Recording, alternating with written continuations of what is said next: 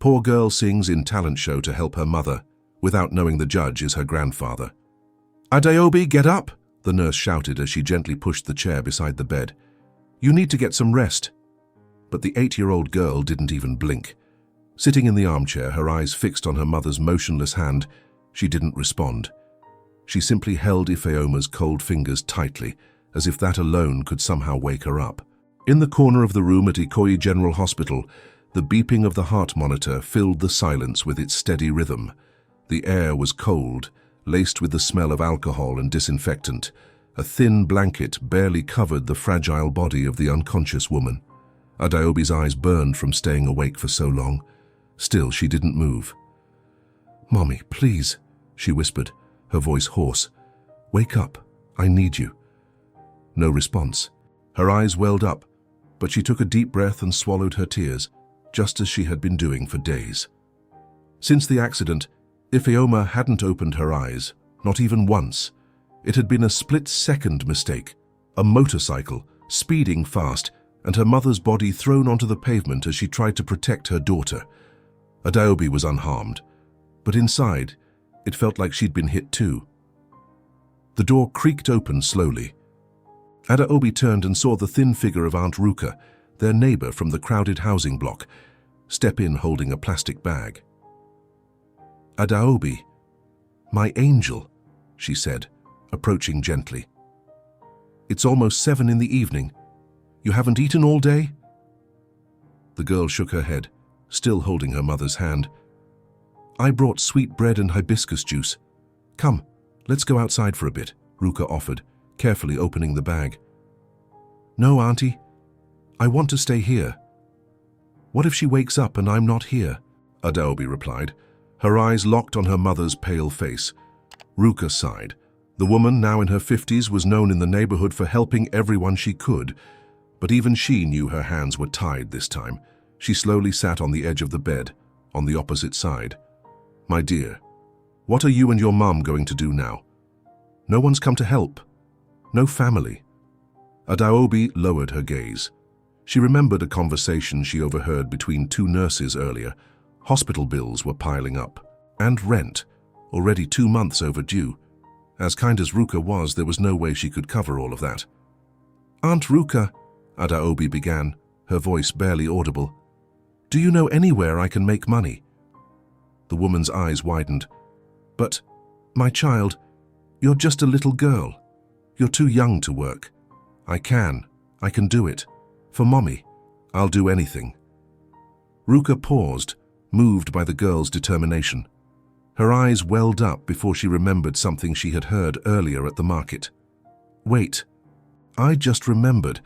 A lady mentioned they're holding auditions for child singers on TV. A new talent show, one of those big ones. It's happening at the Niger Voice studio. They say even if you don't win, you might still get support if you do well. And the prize is really good." Adaobi sat up straight. Her eyes sparkled for the first time in days. "Singers?" "Yes, a talent competition. And listen, I've heard you sing. You have a beautiful voice, sweetheart. Your mother always said so. Are you sure you don't want to try?" Adaobi stayed quiet for a moment, staring at her mother's hand. Then gently she brought her lips to her mother's fingers and whispered, "Mommy, I'm going to try. I'll sing for you. Just wait a little longer." She turned to Aunt Ruka and nodded firmly. "I will." The next morning the sky was overcast, and a light drizzle misted the streets of Lagos. Adaobi stepped out of the Keke tricycle in front of the towering Niger Voice Studios building on Victoria Island. Wearing her best dress, though it was a little faded, and her worn shoes, she clenched her fists and took a deep breath. Children of all ages filled the lobby, surrounded by parents, managers, and producers. Cameras were everywhere.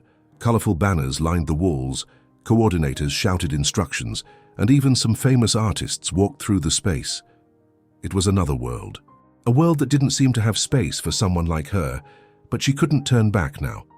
She walked up to the registration table, where a woman in a lilac blazer was typing on a tablet. Behind her, another lady was reviewing papers. "Excuse me, ma'am. I want to sign up." The woman looked up and scanned the girl from head to toe. "How old are you?" 8 years old," Adaobi answered clearly. Are your parents or a guardian with you? I came alone. My mom is in the hospital. I want to sing to help her. The two women exchanged glances. The receptionist frowned slightly, noticing the girl's worn clothes. There was something moving about her, and then a detail caught her attention. Your name? Adaobi Naji. For a moment, time seemed to stop around the table. A third woman, who had been sorting forms, paused and slowly turned around. You said, Naji? Yes, ma'am. Adaobi Naji. The receptionist blinked quickly and forced a smile. No. Nothing, just a coincidence. Here, sweetheart, fill out this form. Adaobi took the clipboard and, with help from a kind young man on the staff, filled everything out. She was number 76 in line. As the hours passed, Adaobi watched other kids singing, rehearsing, warming up their voices. She had no one with her, just what she carried in her heart. When her number was called, she stood up and walked toward the audition room. Inside, 3 judges sat behind a long table. One of them was a middle-aged man with intense eyes, short grey hair and a calm expression. Obinna Naji, the legendary musician, founder of Niger Voice Records and national icon. Upon seeing him, Adaobi whispered, It's him, Mommy's favorite artist. Obinna looked up from the registration form and stared directly at the girl. Something in his chest tightened. Adaobi Naji, he murmured. That's really your name, sweetheart? Yes, sir, she replied, smiling shyly. Obinna swallowed hard. The name, the eyes, there was something about this girl. Something deeply familiar. You may begin. Adaobi closed her eyes, took a deep breath, and began to sing. No background music, just her voice. A traditional Igbo song with adapted lyrics. A simple melody but full of soul. Obinna's eyes widened. That song, that music. He knew it better than anyone. It was a song he had written but never released. One only his daughter, Ifeoma, had heard. The melody he played for her the night she left. His hand trembled. How did this girl know it? As Adaobi's voice echoed through the room, Obinna's eyes filled with tears. Something inside him stirred. A long-buried feeling, a wound never healed. He didn't know it yet, but he had just heard his granddaughter sing for the very first time. You are amazing, little one, said one of the judges as the final note faded into the air. Adaobi lowered her head slightly, shyly, and took a step back. The silence that hung in the room for a few seconds was broken by a wave of applause. The judges, previously serious, now wore expressions of surprise and admiration. The production crew watching from behind the cameras couldn't hold back their applause either. But Obinna didn't clap. Seated at the center of the table, he remained still, staring at the girl as if he were seeing a ghost. His eyes locked on her, his mind in another time. The name, the face, the song, the voice. It couldn't just be a coincidence. Mr. Obinna, one of the judges whispered, lightly touching his arm. He blinked and masked the emotional shock. You impressed me, Adaobi, he finally said, his voice steady but low, carrying something no one could quite identify. The girl smiled timidly. Thank you, sir. Where did you learn that song? He ventured. My mom taught me. She used to sing it when we cooked together. She said it was special. Obinna's stomach twisted.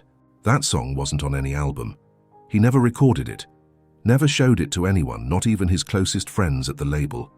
He had written it one rainy night years ago in his old apartment for his daughter, Ifeoma, on her 18th birthday. The same Ifeoma he hadn't seen since the day she left home in tears, promising never to return. He cleared his throat and nodded. You can go for now. We hope to see you in the next round.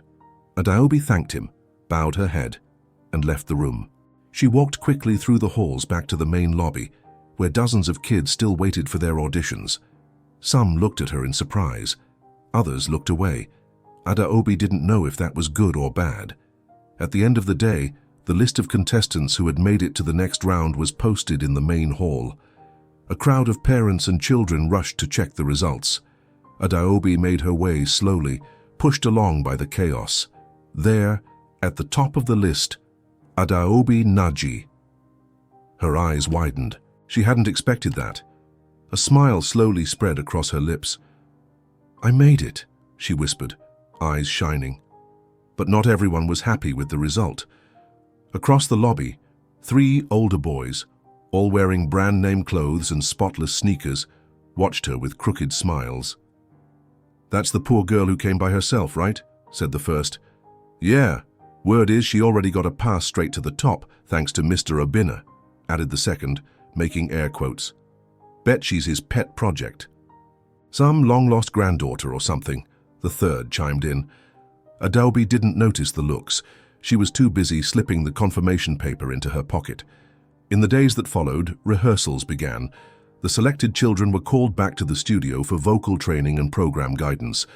Adaobi arrived early and left late. When she wasn't rehearsing, she was with Aunt Ruka or sitting by her mother's bedside, telling her everything that was happening. But the stares and whispers started to bother her. One afternoon, as she left the rehearsal room, Adaobi was cornered by the 3 boys. They leaned against the narrow hallway walls, blocking her way. "Hey, newbie," said the tallest one in a red jacket. "Thinking you're special now?" "I'm just here to rehearse," Adaobi replied, trying to walk past them. "Funny, because I heard you've got bodyguards. Is that normal, or just because you're the boss's little pet?" Adaobi froze. She didn't know what they were talking about. She had never seen anyone protecting her, unless they meant the security guard who once walked her to the production van. "I don't have bodyguards. I just want to sing." "Look at her," another boy sneered, pointing at her worn dress. "That looks say artist to you. She should be selling fruit on the street." Adaobi's face flushed, but she said nothing. "Bet you're only here because of that fancy last name," the first boy continued. "People like you don't belong here. Don't try to steal our spot." Adaobi raised her head firmly. "There's nothing wrong with being poor. I'm here because I worked hard. My mom's in the hospital. And if all you came here to do is hurt people, maybe you don't belong in this contest." Silence hung for a moment, then a rough shove. The tallest boy pushed her shoulder, making her stumble slightly. "Getting real full of yourself, huh? What's going on here?" came a firm voice from down the hallway. The 3 boys spun around. Obinna Naji was standing at the end of the hall, his expression serious. He walked toward the group and stopped in front of Adaobi, raising an eyebrow. "Someone want to explain this to me?" The boys muttered excuses, stumbling over their words. "Nothing, sir. We were just talking." Talking. Because it looked like something else, and I remember clearly what the contest rules say. Bullying is not tolerated. On stage or off. The boys shrank back. "This won't happen again, right?" "Yes, sir," they said in unison, heads lowered, before hurrying away down the corridor. Adaobi stood still. She never imagined the famous judge would defend her. Obinna crouched slightly to meet her eye level. "You okay?" "I am," she answered, still surprised. He glanced around, then looked back at her. "In this contest, what matters is talent, not where you come from. And I don't ever want to hear anyone make you feel like you don't belong here. Do you understand?" Adaobi nodded, feeling something unfamiliar stir in her chest. That powerful, serious, almost unreachable man suddenly felt so close, so protective, so familiar. They stood in silence for a few seconds. Obinna wanted to say more, wanted to ask things, but he held back. It wasn't time. He still needed to be sure. Later that day, he brought her to his office on the upper floor. The room was decorated with framed photos, trophies, and gold records. Adaobi looked around, wide-eyed. "I've never seen so many medals in my life," Obinna smiled. "They're just symbols of a life in music, but the best prizes aren't always the ones on the wall." He sat in his chair and motioned for Adaobi to take a seat. "Do you want to ask me something?" She hesitated. "My mom used to say you were the best singer in Nigeria, that your voice told stories. We watched your videos together every week." Obinna's heart pounded. "That's very kind. What's your mother's name, Adaobi?" Ifeoma Naji." Obinna's world spun for a moment. He closed his eyes. It was real. The girl in front of him was his granddaughter, the daughter he thought he had lost forever, had left him a living legacy. "Sir?" Adaobi asked when she noticed tears falling from his eyes. Obinna stepped forward, knelt in front of her, and gently held her shoulders. "You're my granddaughter. That's why I cried, because the world brought you to me and I didn't even know you existed." Adaobi froze, her eyes widened. "This doesn't make sense. Ifeoma is my daughter. I lost contact with her many years ago. When you sang that song, I knew. She was the only one who knew that melody." Adaobi bit her lip. Why didn't you ever help us?" Obinna sighed, feeling the weight of a decade pressed down on him. "Because I didn't know, I swear. If I had known, none of this would have happened. Now that I do, I won't let you go through this alone anymore." She hesitated, then asked softly, "Can I call you Grandpa?" Obinna smiled through his tears. "I would love that, my granddaughter, more than any prize." And there, in that room full of trophies, the greatest reward of all was revealed, the chance to reconnect the ties of blood and love that time had almost erased. "Adaobi, come here for a second," called Dami, one of the assistant producers of the show, waving to the girl from the rehearsal hallway. She ran up to the woman with a shy smile. She had a small backpack on her back and her hair in braids, as always. She wore a simple set of a clean, neatly pressed blue t-shirt and skirt, carefully prepared by Aunt Ruka, who did what she could with the little they had. "We need to take your new measurements for the costume in episode 2, okay?" said Dami, opening a clipboard and smiling kindly. Adaobi nodded. Since being officially announced as one of the Niger Voice Kids finalists, everything felt like a dream. She never imagined she'd step inside a real studio, let alone be among the 10 contestants selected for the semi-finals. And now, after her first live performance the previous Saturday, her name had exploded on social media. The video of her singing the traditional song her mother taught her had gone viral. Many praised her pure voice. Others were moved by her story, but not all the comments were kind. Behind the scenes of the show, Adaobi's sudden success was starting to stir resentment. In the first weeks, most of the other contestants ignored her. Now she had become the target of lingering stares, whispered comments, and the occasional snide laughter that made her uneasy. During the second full rehearsal, she left the stage and was walking alone through the back corridors when she heard hurried footsteps behind her. Before she could turn around, a boy's voice called out, "Hey, Mr. Obinna's little princess!" Adaobi turned slowly and saw the same 3 boys as before, Jide, Fola, and Emeka, approaching with mocking grins, the same ones who had taunted her on the first day. "What a coincidence, huh?" said Jide, the tallest, leaning against the wall. "You shoot straight to the top and now the label boss picks you up and drops you off." "Yeah," added Emeka, crossing his arms. "They say you even have bodyguards now." Adaobi frowned. "I don't have bodyguards. I just what?" Fola cut in. "Just sing songs no one's heard of. What a cute coincidence. You happened to choose the exact song the big boss wrote years ago. Real spontaneous talent you got there." The 3 boys laughed. Adaobi looked down, clutching the strap of her backpack against her chest. It was already hard being there without her mother. Hearing these things made it even harder. I just want to help my mom. I'm here because she taught me to sing," she said, trying to keep her voice steady. "And you think that makes you special?"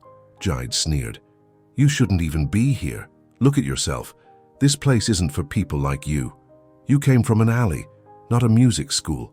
You're just gonna embarrass everyone." The girl raised her head. Her eyes were trembling, but her mouth formed a firm, determined line. "There's nothing wrong with being poor," she said firmly. "I'm here because I sang with heart. If you're only here to tear people down, maybe you're the ones who don't belong in this competition." The boys were caught off guard by the reply, but only for a moment. Jide stepped forward and shoved her shoulder, causing her to stumble backward and bump lightly against the wall. "Getting real bold, aren't you?" "What's going on here?" interrupted a deep, firm voice. The boys froze. Obinna Naji appeared at the end of the hallway, walking quickly, his expression stern. Everyone on staff knew that look meant serious business. "I'm waiting for an explanation," he said, stopping beside Adaobi. Nothing, sir," Emeka stammered. "We were just talking to her." "You call that talking? Pushing someone, pointing in her face?" Silence settled over them like a heavy cloud. Obinna took a deep breath. You all know the rules of this competition, don't you? It's not just about singing, it's about character too. This isn't a boxing ring. You've got rare talent, but if you don't know how to respect others, you won't last even one more episode. The boys swallowed hard. One more incident like this and you're out. Last warning. Make it count, he said firmly. Without a word, the boys walked away with their heads down. Obinna turned to Adaobi, who was still leaning against the wall, staring at the floor. You okay, my little granddaughter? She looked up at him, surprised by the tender way he spoke. They weren't alone. Anyone could have heard him. I'm okay, Grandpa, she said softly, still getting used to the word. He gave her a gentle smile. You have a rare light, Adaobi. Sometimes when something shines too brightly, it bothers those stuck in the shadows. But never let that dim your glow. She nodded slowly. That same day, Obinna invited Adaobi up to his office again.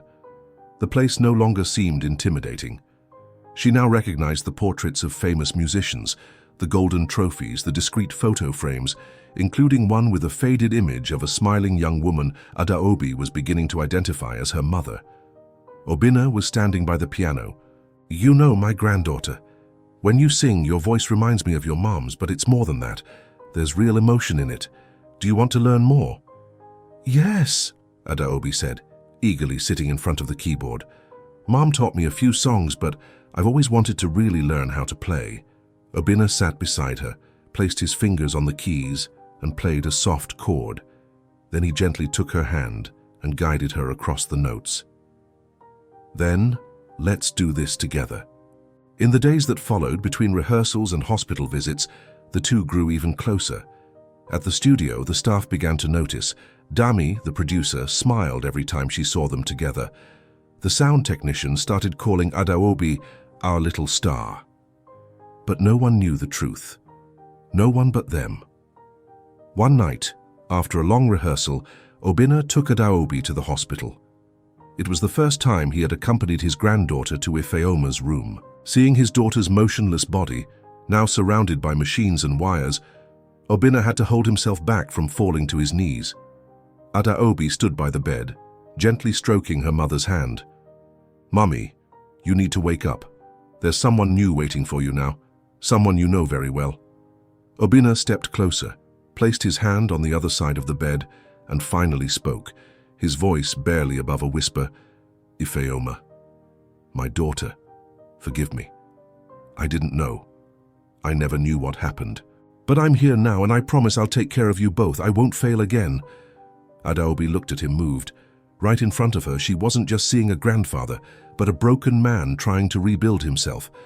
And for the first time, she felt hope that her mother would open her eyes and see it all too. Because right there, in that quiet room, a new chapter in the Naji family story was just beginning. Grandpa, it's this way, Adaobi said, tugging Obinna's hand tightly. They passed through the iron gate of Ikoyi General Hospital under the blazing afternoon sun. The security guard greeted them with a silent nod. Obinna walked beside his granddaughter, his heart heavy with each step. The emotions of the recent revelation were still fresh, but there was no doubt left.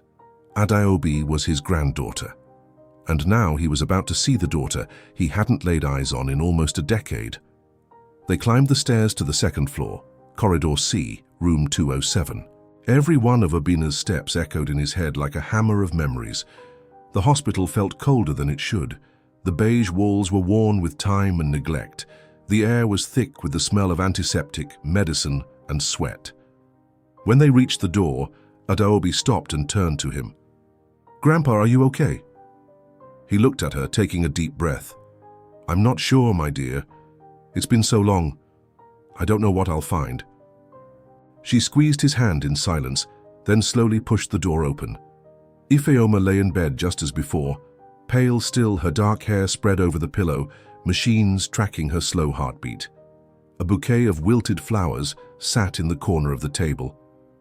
Adaobi ran to the bed and took her mother's hand in hers, just as she did every day. Obinna remained still. The world seemed to go silent. It felt like he was staring at a photograph that had suddenly come to life. But seeing Ifeoma's thin, unmoving face, his chest tightened. She was the daughter he once cradled in his arms, the one he taught to dance at holiday parties, the little girl who used to call him the most handsome daddy in the world, with a silly grin. Now she lay there, fragile, broken, distant. He stepped forward, sitting slowly on the opposite edge of the bed. His trembling fingers touched hers. "Ifeoma, my girl, what happened to you?" His whisper disappeared beneath the hum of the machines. Obinna swallowed hard. His eyes scanned his daughter's lifeless face, searching for traces of the joyful girl he had once driven away with harsh words. It all came flooding back. The argument, the pride, the silence after she left. And now, years later, here she was, unconscious, with an 8-year-old daughter who had her same light in her eyes. "It was an accident, Grandpa," Adaobi said quietly. "We were going to the market. Mom wanted to make my favorite dish even though we only had a little rice. And then, a man on a motorcycle came out of nowhere. He was drunk. Mom pushed me away and—" She couldn't finish the sentence. Her eyes filled with tears. Obinna shut his eyes tightly. He wanted to scream, to smash something, to turn back time. But all he could do was hold his daughter's hand and press it against his chest. "I should have found you sooner. I should have looked for you. But I was proud. I was blind. I lost you, Ifeoma, and now I might lose you again." Adaobi rested her head on her mother's arm and began to cry softly. Obinna stood, walked over to her, and wrapped her in a firm embrace. "I'm so sorry, my little one. Forgive me for leaving you two alone all this time." The next morning, Obinna returned to the hospital early, this time with a bag full of children's books, a set of new clothes for Adaobi, and a basket of fresh fruit.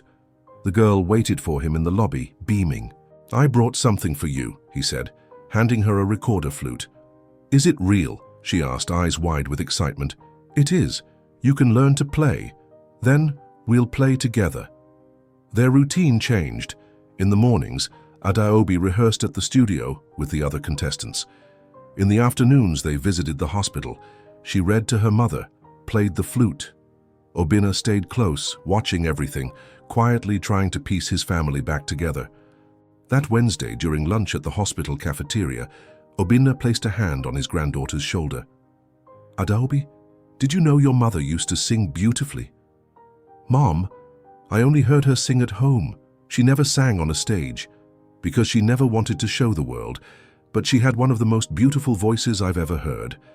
And more than that, she wrote the song you sang at the audition." Adaobi's eyes widened. "Really?" "Yes. She wrote it for me, on my birthday. Only the two of us ever knew it. When you sang it, I knew. It was like hearing her again." She stayed quiet for a moment. "So, that's how you recognized me?" "It was, right then. But also, your eyes, your strength. Everything reminded me of my Ifeoma." That night, back at home, Obinna sat alone in his living room. On the table was a box of old photos. He ran his fingers over a picture of young Ifeoma, smiling in the courtyard of their old family home. Back then, he believed he could control her destiny. He was afraid of seeing her suffer. In the end, he had caused the very pain he feared. The following Saturday, Adaobi begged him to teach her a new song on the piano. "I want to play and sing for Mom when she wakes up." Obinna smiled and nodded. "Then let's start right now." As the two rehearsed, laughing and stumbling through the notes, the studio staff watched with curiosity. Dami, the producer, murmured, "Those two look like father and daughter." No one knew just how true that really was. At the end of the day, back at the hospital, Adaobi held her mother's hand tightly and softly hummed a verse from the new song. Her eyes sparkled with hope. Obinna, seated on the other side of the bed, murmured, "Ifeoma, can you hear us? We're here, waiting for you." He intertwined his fingers with hers. "I'm staying. I won't leave again. For you, for our granddaughter, for a second chance." In the quiet of the room, the woman's breathing remained steady, but something had shifted in that moment. The presence of a father, the love of a daughter, The power of reunion. The roots were being watered once again. "She woke up! She woke up!" Adaobi screamed, her voice echoing down the hospital hallway. Obinna, who was drinking coffee in the downstairs lobby, dropped his cup on the table and ran up the stairs 2 at a time. He reached room 207 with his heart pounding and breath short. There he found his granddaughter in tears, kneeling beside the bed, while Ifeoma slowly blinked, trying to understand where she was. "Ifeoma," he murmured, moving toward her with unsteady steps. She turned her head slowly. Her still confused eyes settled on his face. For a second, she didn't react. Then, her mouth opened slightly. "Dad?" The voice was faint, barely a whisper, but the impact was overwhelming. Obinna brought his hands to his mouth. He nearly fell to his knees, but instead he stepped closer to the bed and gently touched his daughter's face. "It's me, sweetheart. I'm here. You're safe now. Everything's going to be all right." Ifeoma blinked several times and tears began to roll down her temples. "Where am I? Why are you here?" "You were in an accident, Ifeoma, but you're recovering now. And Adaobi brought me to you," Obinna said, squeezing her hand. She turned to her daughter, who was watching her with tear-filled eyes. "My baby, are you okay?" Adaobi nodded, smiling and crying at the same time. "Mommy, I did it. I got into the contest. And Grandpa is with us now." Ifeoma looked back at her father, the confusion on her face slowly giving way to emotion. You found out about us." "I did, sweetheart. Much too late. But I'm not leaving again." She closed her eyes for a moment, trying to take it all in. Then she opened them again. I never knew if you'd forgive me. And I never knew if you'd let me come back," Obinna replied, his voice shaking. He held her hand tightly. "I was too harsh, too proud. When you left home, I shut myself off from the world. But your daughter, our Adaobi, woke me up." They sat in silence for a moment, just looking at each other. Then, with effort, Ifeoma shifted slightly in the bed. "Dad, can I ask you something?" "Of course, my dear. Why didn't you ever come looking for me?" Obinna swallowed hard.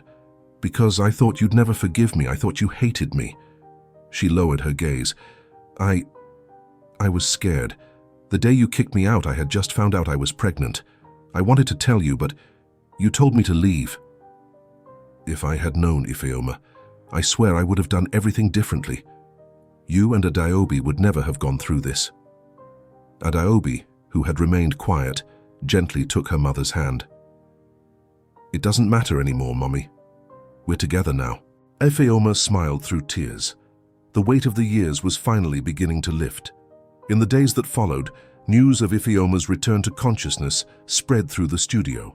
Dami, the judges, and part of the staff celebrated quietly. Obinna, meanwhile, doubled down on his care.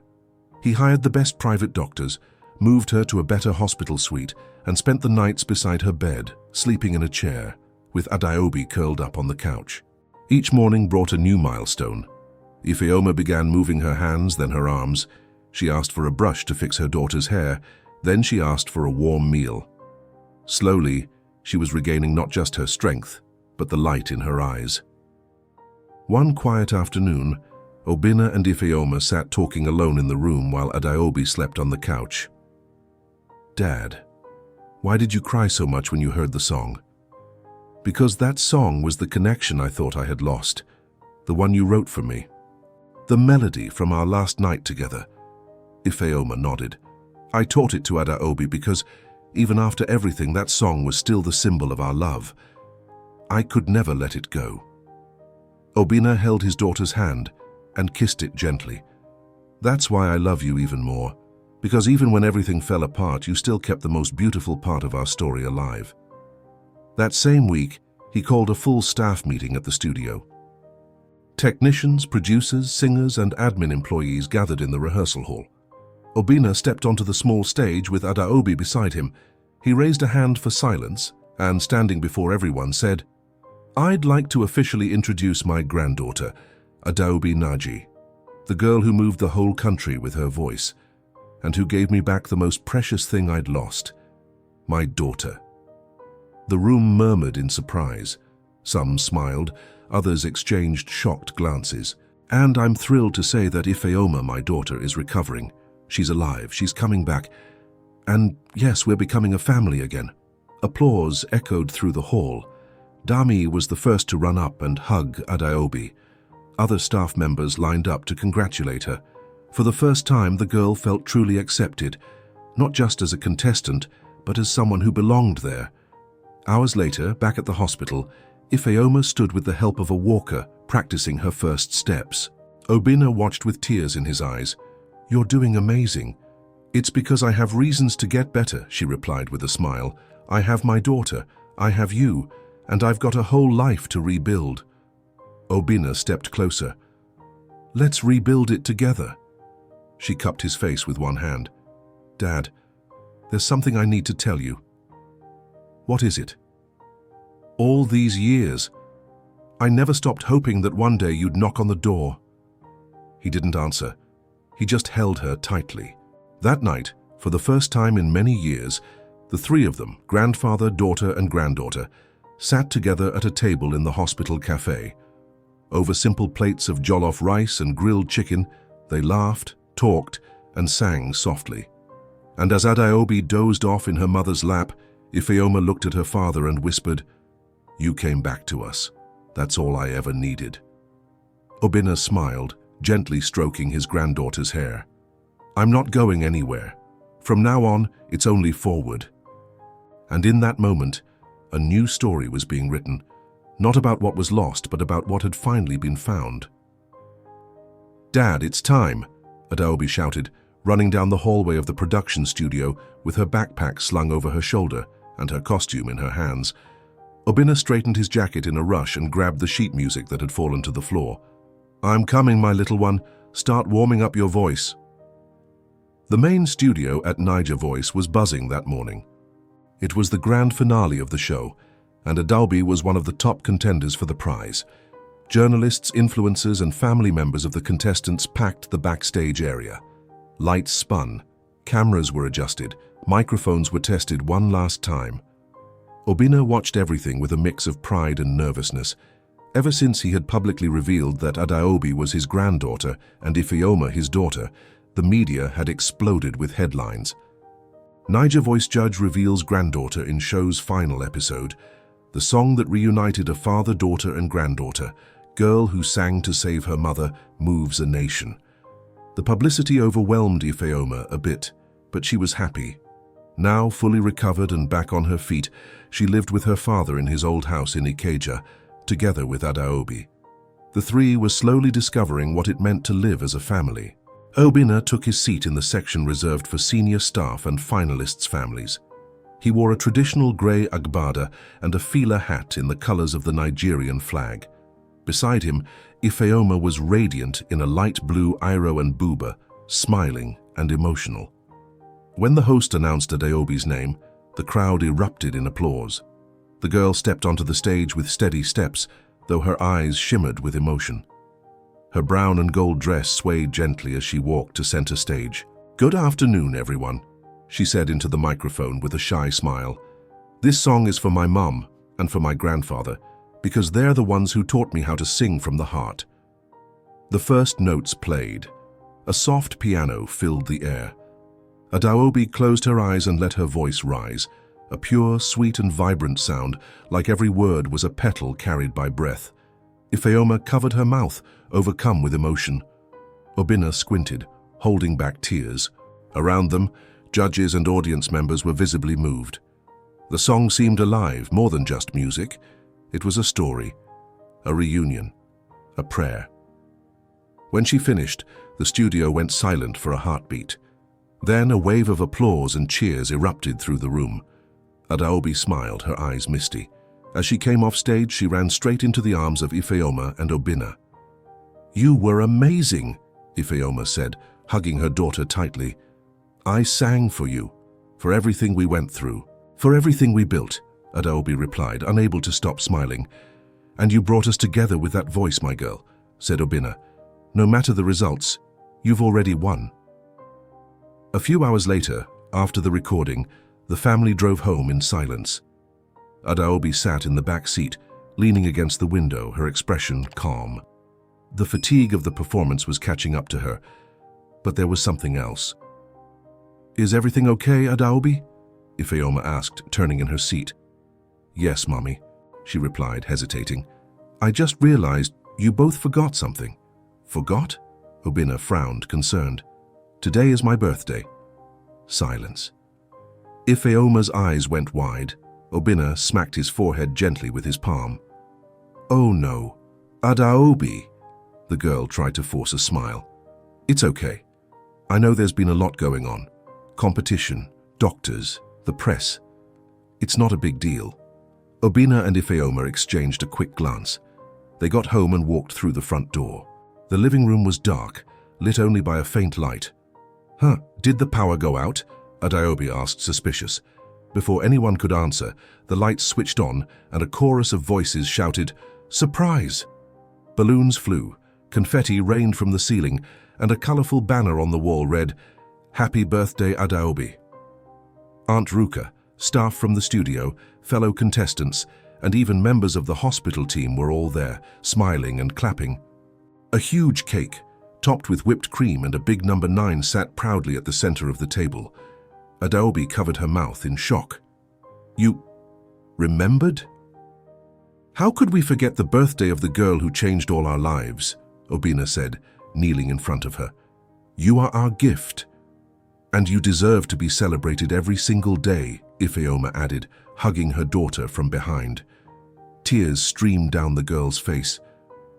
"I love you both so much." Everyone gathered to sing happy birthday. Adaobi blew out the candles with her eyes closed, making a silent wish that no one heard, but judging by the look on her face, it had already come true. During the party, with music and traditional food spread across the tables, Obinna stood on a chair and called for attention. "Wait, we're not done yet. I have something to say." Everyone quieted. He stepped down from the chair, walked over to Ifeoma, and pulled a small box from his pocket. "Dad." "What is that?" she asked, confused. Obinna knelt in front of her, the room filled with gasps and murmurs. "Ifeoma, I know I can't erase the past or return the years we lost, but today, seeing our daughter so happy, seeing you by my side, I know I want this forever. So my daughter, my strength. Will you marry me?" The room exploded in cheers and emotional cries. Ifeoma covered her face, speechless. After a stunned pause, she nodded again and again, tears streaming down her cheeks.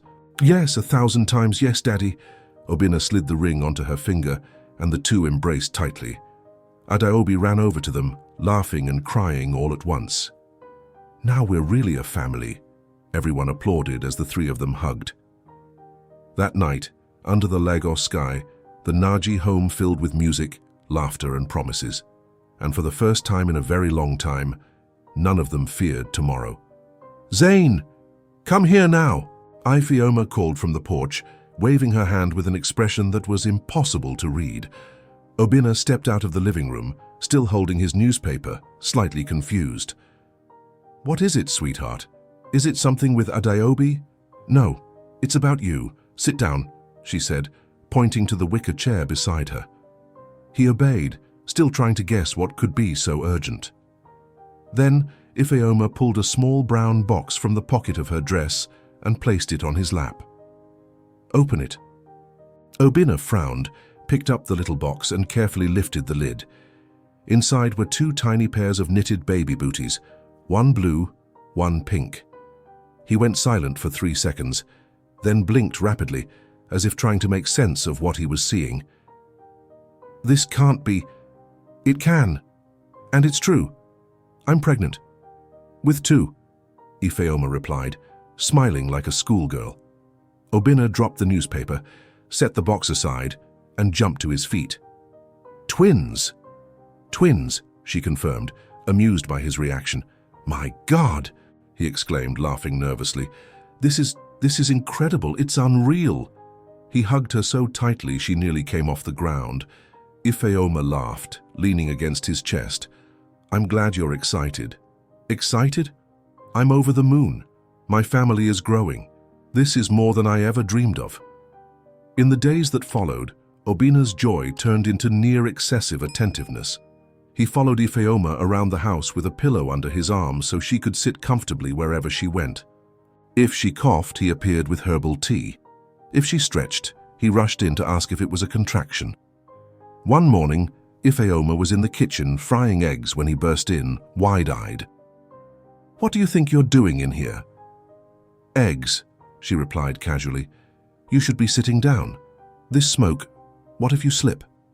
He stepped forward, gently took the spatula from her hands, and guided her to the chair in the living room. "There, I've got this. Just relax, please." From the couch, Adaobi watched the scene with a grin at the corner of her lips. She had gotten used to her grandfather's overprotective ways ever since the first day she called him Grandpa. But now, he seemed to have become a full-on guardian. "Grandpa turned into a domestic security general," she whispered to Ifeoma.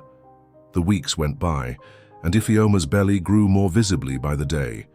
Obina no longer left the house for outside meetings. He adapted the music studio to the basement so he could keep working from home, and personally oversaw every meal and every step his daughter took. On a hot afternoon, while Obina was writing sheet music on his laptop, Ifeoma came up behind him and sat on his lap carefully. "You haven't left that computer. I'm composing a new song, a lullaby, for the babies." She wrapped her arms around his neck, smiling. "You've changed, you know?" "Changed how?" "You used to be all armor.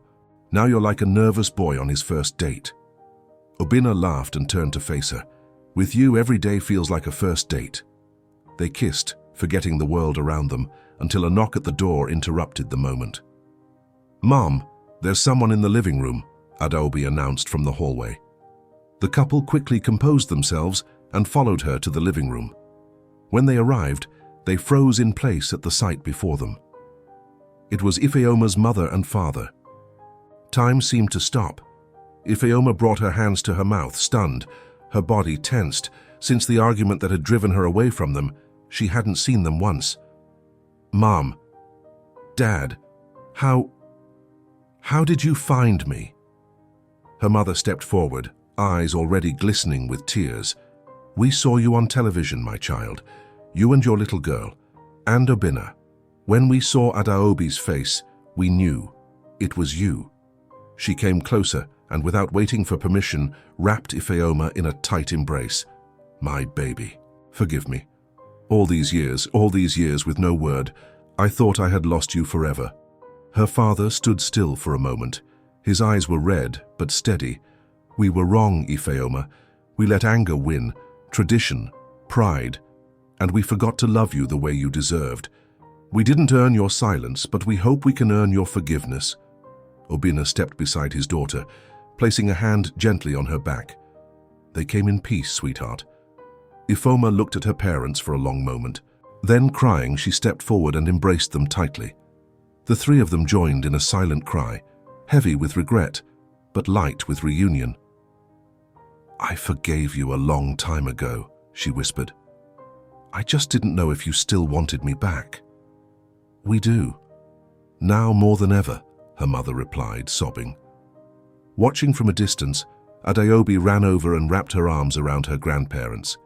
"You've grown so much," her grandmother said, admiring her. "A little star. Grandma, Grandpa, can you stay forever?" Laughter filled the house. That night, gathered around the dinner table, Obina raised his glass of hibiscus juice.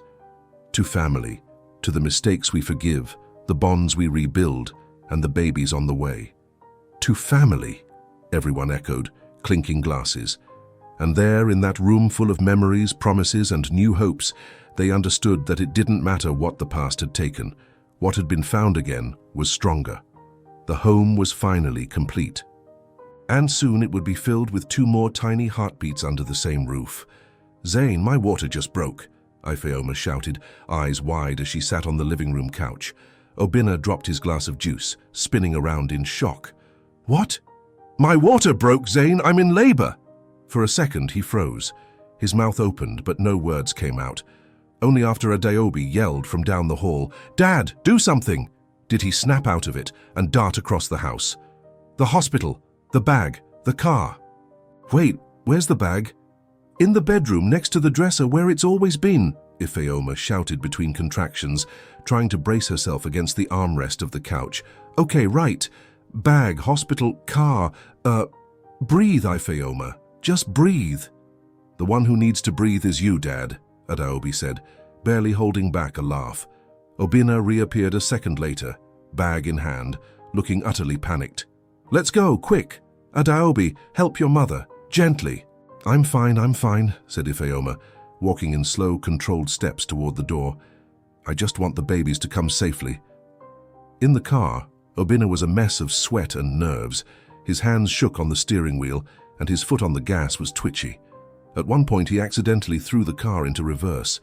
Dad, the hospital is that way, Adaobi shouted from the back seat. I know. I'm nervous, okay? I'm becoming a dad again. Twice. The drive to the hospital was chaotic but safe. When they arrived, nurses were already waiting. Obinna jumped out first, ran around to the passenger side, and nearly tripped on the curb. My wife is in labor. Twins. Hurry. Calm down, sir. We're ready, the nurse said calmly. Mrs. Ifeoma Naji will be taken in right away. Obinna ran alongside the gurney as the doctors pushed it through the corridors. Adaobi, holding her grandfather's hand, tried to keep up. Are you going to be okay, Mummy? She called. I'm fine, baby. Take care of Grandpa for me until I get back, Ifeoma replied with a forced smile through the pain. Hours passed. Obinna paced the waiting room relentlessly. The floor practically bore tracks from his shoes. Adaobi, sitting cross-legged in a chair, whispered a quiet prayer. Lord, please protect Mommy. Watch over the babies. I promise I'll sing them to sleep every night if they come out okay. A nurse passed by and handed Obinna a cup of water. Everything's going to be fine, sir. Mrs. Ifeoma is in excellent hands. The babies are strong. I know, but she's my daughter. My granddaughter's here, and now 2 more are on the way. I waited so long to have this, I can't lose it. Time seemed to stand still. Finally, around 9 p.m., a doctor appeared. Mr. Obinna Naji? Yes? He jumped from his seat like he'd been shocked. Congratulations, Mrs. Ifeoma is doing well, and so are the babies. A boy and a girl. Obinna brought his hands to his face and began to cry. Thank you, God. He ran to the maternity room, Adaobi right behind him. When they entered, they found Ifeoma lying in bed, sweaty, exhausted, but smiling. Beside the bed, 2 tiny bassinets. Inside them, 2 sleeping angels. They're so small, Adaobi said, stepping closer and gently touching her baby brother's hand. And so beautiful, Obinna replied, kneeling beside her. You were incredible, Ifeoma. Strong, brave, I'm so proud of you. She smiled and reached out, touching her father's face tenderly. They came safely. That's all I wanted. The doctor stepped in. Have you chosen names? Yes, Ifeoma said. Her name is Amara, and his is Chinedu. Obinna looked at the babies, eyes full of tears. Amara and Chinedu, grace and the guidance of God. Perfect. The next day, social media exploded once again. Twins born to Ifeoma Naji, daughter of legendary producer Obinna. The Naji family grows. A new chapter of love captivates Nigeria. The Naji home was now filled with diapers, bottles, scattered baby clothes, and constant laughter. Adaobi quickly proved to be a devoted big sister, singing lullabies and helping feed the babies. Obinna snapped photos, recorded videos, and was already planning a song in honor of the newborns. One quiet evening, with the twins asleep and Adaobi already in her room, Ifeoma and Obinna sat on the porch, sipping tea. Do you remember when you told me you'd lost too much time? Ifeoma asked. I do, and I still feel it was true. Then look at all of this. We got everything back, a second chance. Obinna smiled. I promised you I'd do things differently, and now all I want is to enjoy every second of it. Ifeoma rested her head on his shoulder. Thank you for coming back. He kissed her forehead. Thank you for forgiving me. The next morning, Adaobi woke with the first rays of sunlight and found her grandfather sitting at the piano, one hand resting softly on the keys. She walked over. Are you writing something new, Grandpa? Yes, he said with a smile. A welcome song for our new life. And when Adaobi sat beside him, playing the first notes with him, it wasn't just a song anymore. It was the soundtrack of a new beginning. Because in that home, filled with stories and embraces, the past had been healed, the present celebrated love, and the future had already begun to sing.